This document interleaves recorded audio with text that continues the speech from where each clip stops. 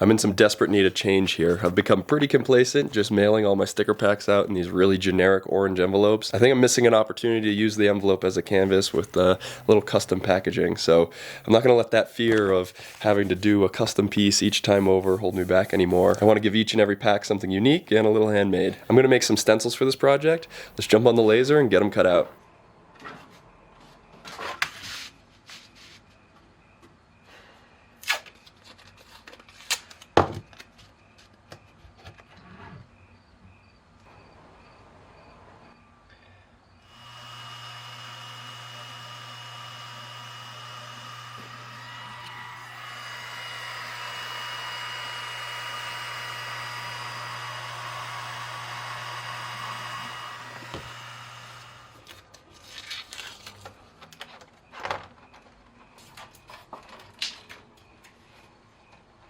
So for the actual material of the stencil, it's a little serendipitous because I'm cutting it out of these other large envelopes I have.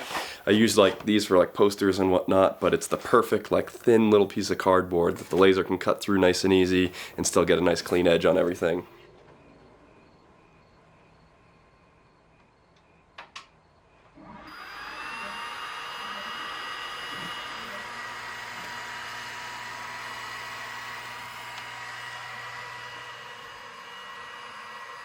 When I used to cut stencils by hand, my like wrist and elbow would get so sore from it.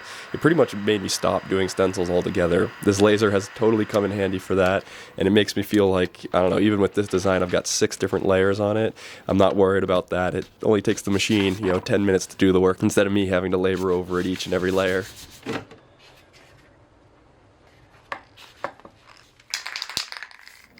have my eye on using some purple colors for this piece.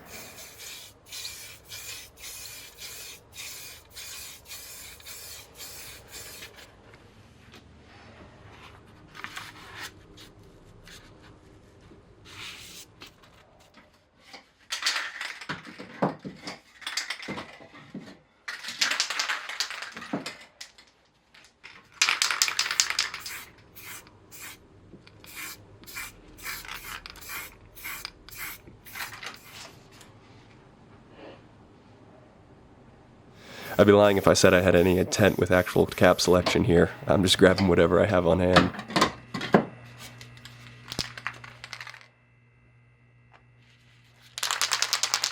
Keep an eye out for the little circles on the edge of my design here.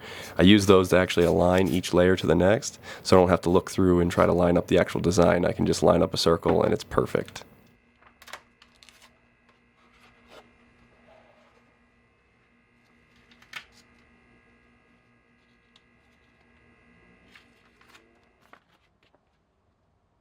I want to try a few more of these purple ones. There's something between like the lightest color and even maybe these mid-tones that's a little bit washed out as compared to what I was hoping for. So I'm going to do a few more renditions and see if I can kind of tweak the contrast in there.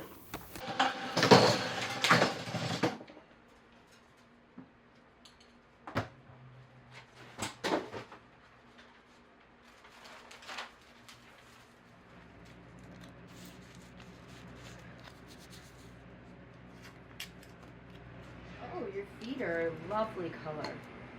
Thanks. Have you seen them? No, Are my feet about to look like that too? probably. Oh, great.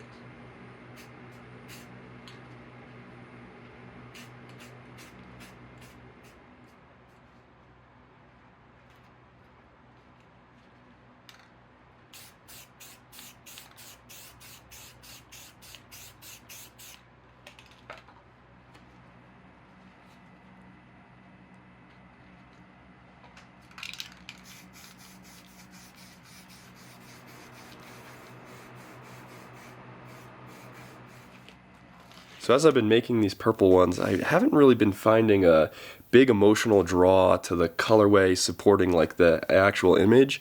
I don't know, it feels like, sure enough, it's a purple eyeball, but there's not like that extra layer of what the eyeball is or what it's doing. And it might be just because the purple's a little bit muted in the midtones here. It might be the design, I don't know. So I'm going to switch up the colorway here and see if I can actually pull a little bit more out of the design with it.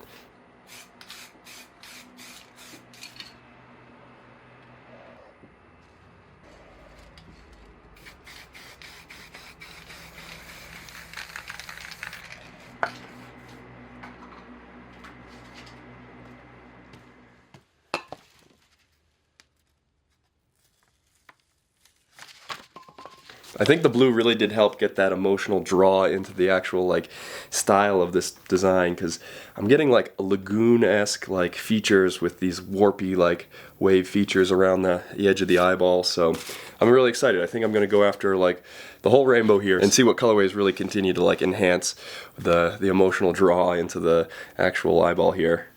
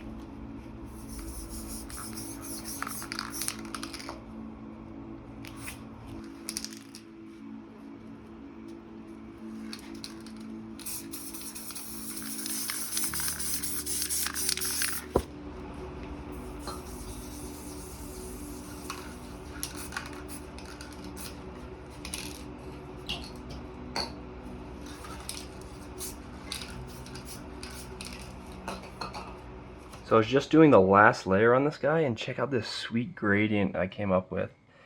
So the last layer kind of does a little bit of underline on the eyeball here, and it just oversprayed a little bit to a white layer, and we got this sweet gradient. I gotta try that on some of these other ones too. Like I feel like this one could use some, because we got such a little solid section there at the top, kind of at that jewel shape to it. So you can see I was kind of just doing some striping there. We got some dark blues and whatnot. We'll line it up here. Maybe I'll just use my hand to cover up. I don't want to spray any of that. I just want this little jewel. Maybe some orange. So it's not as harsh with just that solid dark shade.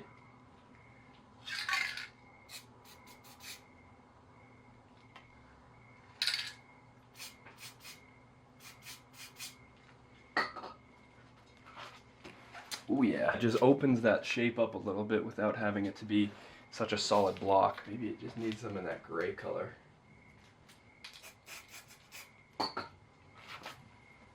Yeah, that's what it needed.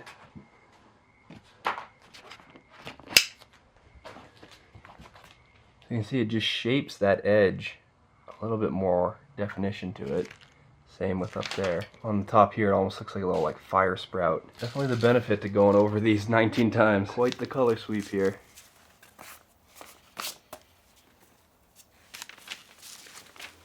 So I had some friends pass through the studio the other night, and they actually were really interested in these two colorways.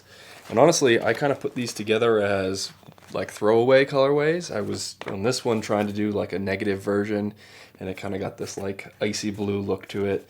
And then this one was, I think I maybe messed up something in the lightest color here, so I ended up putting orange against all the purples. And I actually kind of found that surprising, because some of these more like neutral color ones were what I thought would stand out as the best overall color composition, and I really found that to be surprising when others were taking, you know, their favorites out of the mix and finding very different things than I would have. So this like super fluorescent purple one also caught everybody's eye, but nobody was really going after the colorways here that I thought were kind of the most well composed. This green one and brown especially, kind of love the earth tones to it.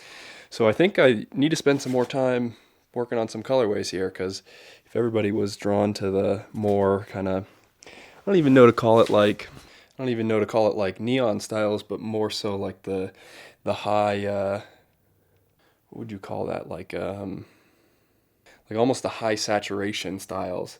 So you get like the really punchy orange on top of all those. And I guess that's kind of a similar colorway to this one, where it gets really kind of punched up with the brights of the blues and whatnot on top. So I don't know. I'm genuinely thought the stencil session was almost on its way out, but I'm going to try out some more aggressive colorways because we got plenty of neutrals apparently. But I'm sure there'll be people kind of all through the mix. Another bonus to having stencils is that you can kind of work through the colorways 6 times over and figure out what works best. I don't want to totally pack up this group of stencils because I want to be able to see them aside to the next round that I do. I don't know that I got a good place to like tape this all up to somewhere though.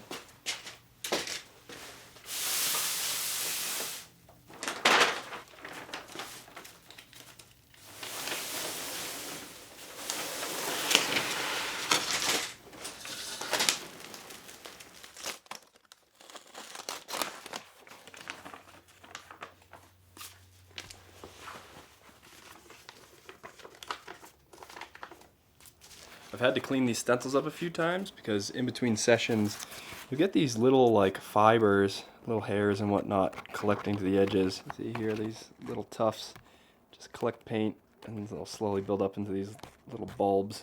It doesn't terribly affect the stencil quality, but I like to do it before things get wet. So I'm laying up the first few layers here, and I got thinking on these little ones that I've gone totally inverted, so a white backdrop. It feels like it might be a little bit different than the frosty one that I did here, because I did a black backdrop, and then I started doing kind of the lighter colors on top. So with these, I'm worried we might actually work off of like a full color invert palette, and I don't know that that's going to be the best route. I do have this stencil over here. This one's kind of just that eyeball center, so I've done a few already here where I cut back on top of the center fold and you get more black in the center. I actually made this originally so you could actually not have as many cuts and little extensions to bridge over to the sections that would fall out of the stencil. But I think that'll work well for some of these. So I might do some here with like the total invert still there, so you get kind of like a pink center of the eyeball, or maybe I'll keep the sherbet one. But then I'll also try a few that have some black in there so that we actually still get some of the dark center of the eyeball. So yeah, honestly, don't know what's going to look best here, but that's kind of the fun part of this process. So we'll tweak things and see what works out. So I've kind of got this yellow one here, this light blue, and then the pink one that I'm going to work on. Thinking with this yellow, I'm going to need something for like some high contrast against that. And these purples might be kind of a fair option, but I don't know that that's actually the best route here. So I'm going to look through my colors and see what kind of spikes my interest. I'm going to give this neon blue here a try. So this was what I was kind of worried about with the super negative style, because with the eyeball that I added the extra black into, you already get much of a great visual there. Here it's almost impossible to see that the eyeball shape is kind of the full construction. So I'm thinking, so maybe we'll try a darker shade for the next layer, but we'll see how these two compare, because my guess is this one will finish up a little bit better.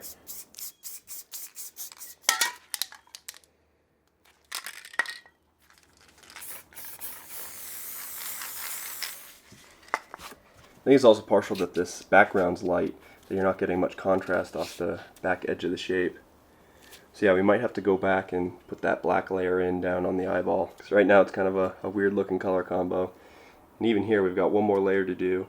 We can go back to some of the lighter shades, or we can double down on the darker colors, but that dark purple really did help here. So I'm thinking we'll maybe touch it up with a little bit of a shadow, because this last layer is pretty much just around the brim of the eye here, so we can make the jewel get a little white contrast in there and then kind of give a highlight to the top brow.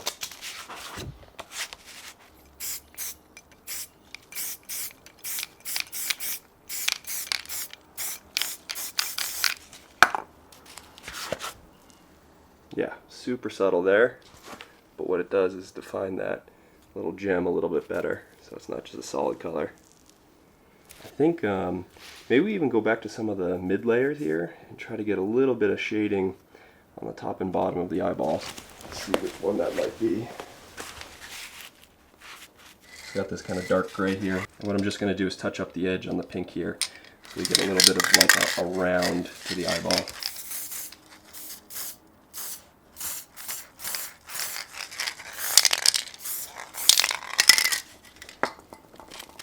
Doesn't look like much.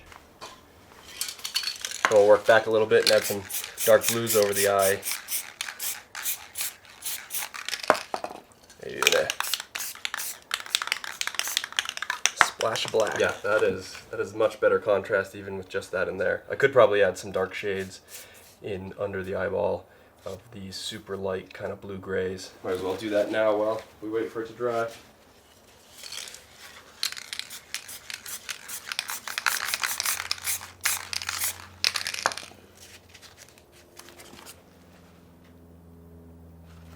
You always add a little bit more, but it's a pain if I go too hard right from the start.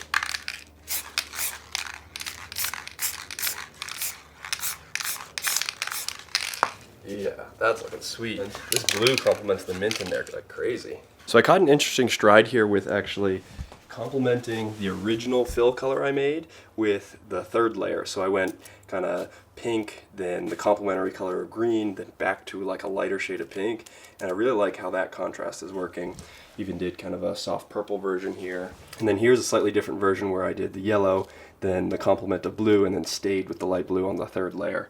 So on this one over here, I definitely like the colors of this, but I'm thinking we go with this kind of like sherbet orange. So we revert back to the original one, but take the lighter shade. Let's see how that works out.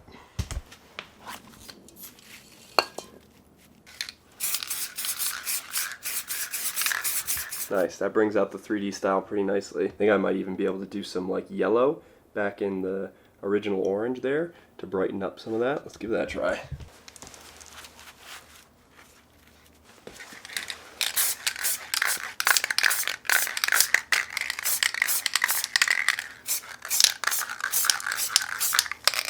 Sweet. I love how the yellow falls on the light blue there. It almost gives like a green hue to it.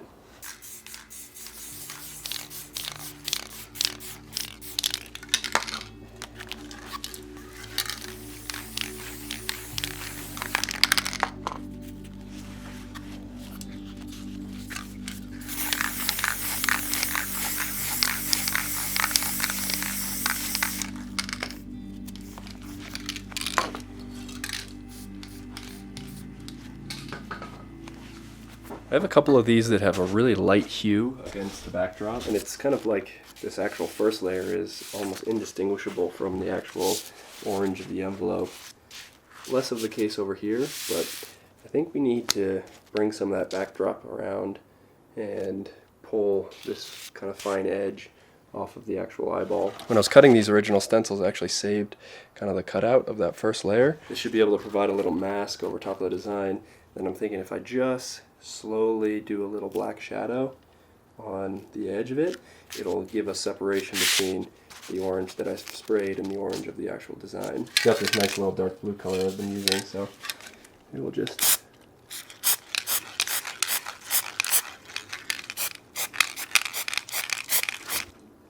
look at that. You can see so much more of that edge there. Might do a little bit more up top. I kind of like how crisp it is on the corners in this bottom section. See if we can get it lined back up. Perfect.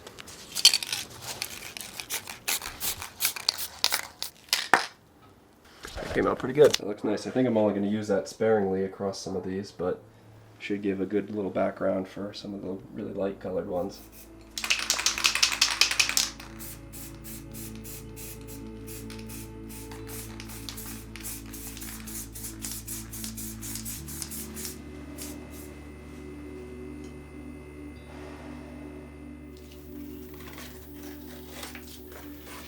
Some of these started falling down here after I was letting this new batch dry up. I think that's a sign we should break these down and kind of start moving along in the project. I could also use probably a little brush down there. Fairly dusty here.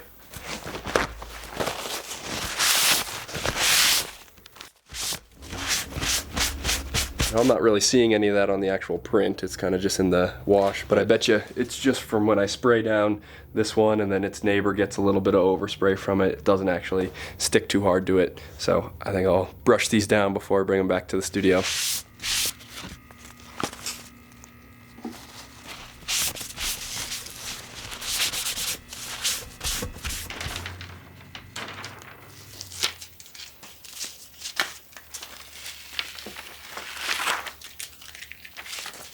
When I see all the colorways here, I can't help but to think and put like a little setting behind each of them. So this one's like, I don't know, maybe a serpent style with the greens and whatnot. I'll galaxy serpent with all like the speckling too in there. And this one I feel like it's like almost like a sea foam, like an underwater eyeball. So I don't know, I think that's really what I was going after here at the end, is trying to find little colorways that would enhance the kind of story of the eyeball and give you a little different inclination for what each of them is and maybe why the colors exist like they do. Like this one gives those crazy orange fire vibes of something kind of overarching and staring over you. It's definitely a little sad to see all the empty spaces left over. I think I had grown fond of seeing everything laid out all as one. Leave a comment with your favorite colorway and how that one makes you feel. It's gonna do it for me. Peace.